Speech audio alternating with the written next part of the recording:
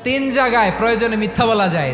এক নাম্বার, আপনার ওয়াইফকে খুশি করার জন্য, সে একটু এরকম না বলে একটু কৌশল করে বললে খুশি হবে, ওটা বলা যায়। দুই নাম্বার, জীবন মরণের ব্যাপার, যান বাঁচানোর জন্য একটু কৌশল করে ঘুরিয়ে বললেন, এটা জায়েজ। তিন নাম্বার, দুইজন ঝগড়া লাগছে তাদেরকে মিলিয়ে দেওয়ার জন্য কৌশল করে একটু মিথ্যা বলা, ঘুরিয়ে বলা যায়। দুইজনের মধ্যে দেখলেন যে সম্পর্ক খারাপ, একজনরে বললেন, ভাই সে তো ওই দিন আপনার ব্যাপারে অনেক প্রশংসা। কি আমার ব্যাপারে প্রশংসা? কি বললো? এই বললো আপনি নাকি এই করছেন ওই করছেন, অনেক প্রশংসা। লোকটার মন খুশি হয়ে যাবে তার ব্যাপারে, ঠিক কিনা?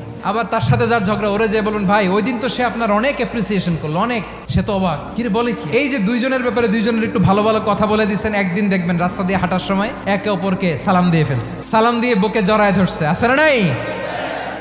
আবার মিলমিশ হয়ে গেছে। কিন্তু আমাদের স্বভাব হইলো, দুই প্রতিবেশী যদি একসাথে বসে একসাথে হাঁটে, দূর থেকে দেখলে আমাদের জলে, আছে না নাই? ঘটনা কি? এই দুইটার মধ্যে এত মিল কে? এই দুইটার মধ্যে গিরিঙ্গি লাগানো যায় কিভাবে? আল্লাহর কাছে তওবা করেন, এই মানসিকতার যেন আমরা না হয়, আমরা মিলিয়ে দিব।